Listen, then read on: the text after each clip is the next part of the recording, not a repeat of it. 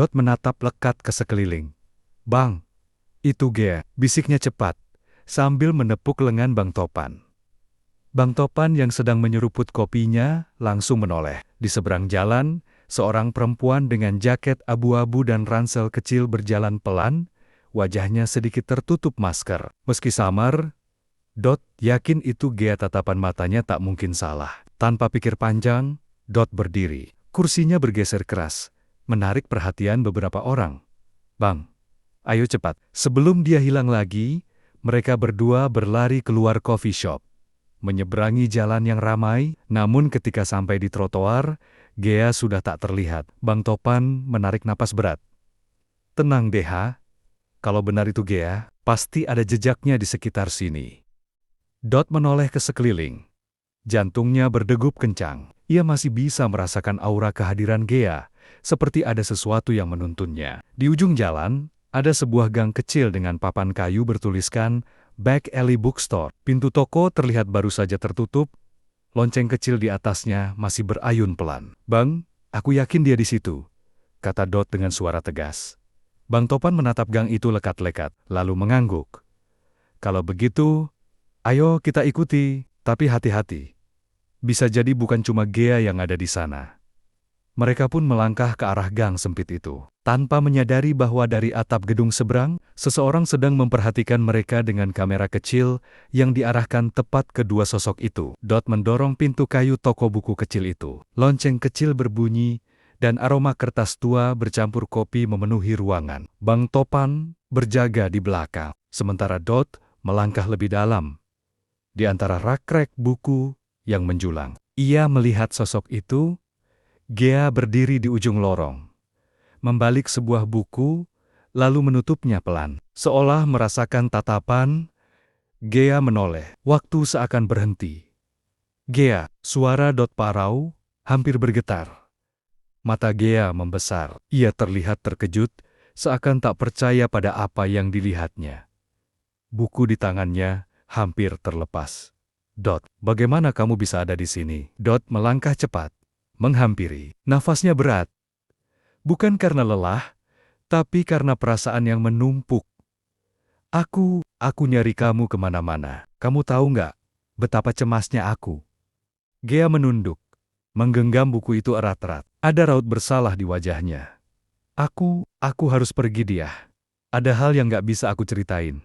Kalau kamu tahu, mungkin kamu bakal bahaya juga. Dot meraih bahunya dengan kedua tangan, menatap dalam ke matanya. Aku nggak peduli, bahaya atau apapun itu Gea, yang penting kamu jangan hilang lagi.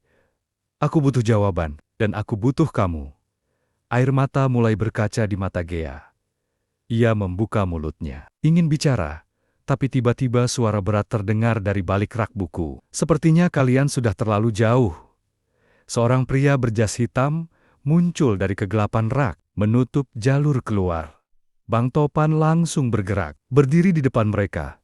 Dia, lindungi Gea, biar aku yang hadapi orang ini. Bang Topan menahan pria berjas hitam itu dengan tatapan waspada. Tapi Gea justru menggenggam tangan Dot erat-erat, seakan takut kehilangan kesempatan.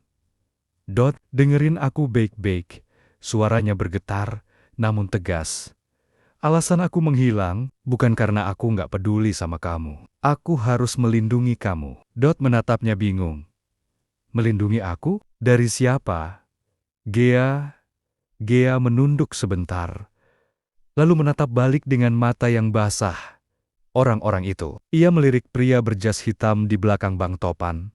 Mereka bagian dari organisasi yang selama ini membuntutiku. Aku bukan cuma pasien rumah sakit waktu itu. Diha. Aku bagian dari proyek rahasia. Dot terdiam. Kata-kata Gea seperti menamparnya. Proyek rahasia? Gea menarik napas panjang, lalu membuka sedikit lengan bajunya. Ada bekas luka berbentuk pola melingkar, samar, tapi jelas buatan manusia. Mereka melakukan eksperimen padaku. Tubuhku ini bukan lagi sama seperti dulu. Aku bisa merasakan hal-hal aneh. Melihat masa depan dalam kilasan, bahkan merasakan bahaya sebelum terjadi.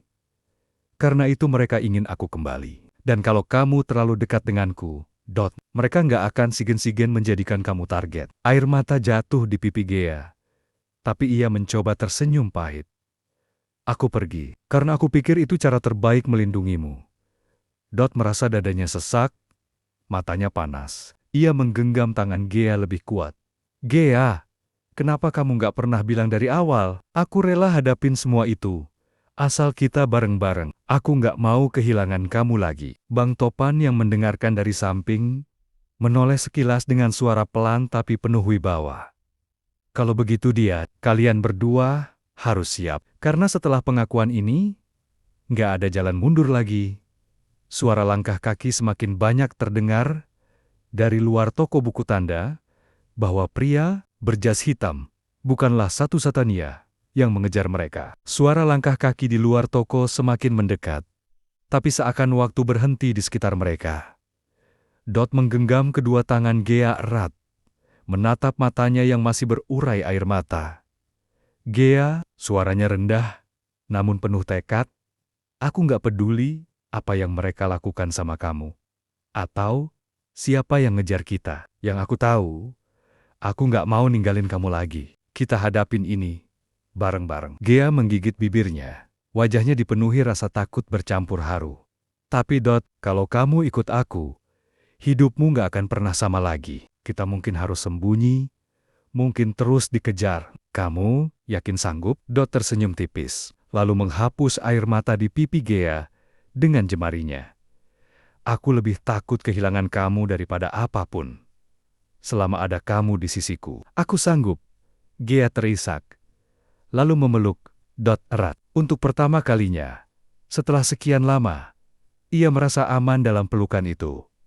Aku janji, aku nggak akan pergi lagi kita bersama, apapun yang terjadi. Bang Topan yang berdiri tak jauh mengalihkan pandangannya, pura-pura sibuk memperhatikan pintu. Senyum tipis muncul di wajahnya, seakan ia tahu bahwa dua hati itu akhirnya menemukan jalannya kembali. Namun suara dentuman keras dari pintu depan membuyarkan ketenangan. Pintu toko bergetar. Tanda para pengejar sudah tiba. Bang Topan menoleh dengan tatapan serius. Baiklah, cukup waktunya untuk janji-janji manis. Sekarang, saatnya kalian buktikan janji itu. Kalau kalian mau bersama, ayo keluar dari sini, hidup-hidup. Dan Gea saling bertatapan, lalu mengangguk mantap. Keduanya menggenggam tangan erat, seolah menyatukan kekuatan. Apapun yang menunggu di luar pintu itu, mereka siap menghadapinya bersama.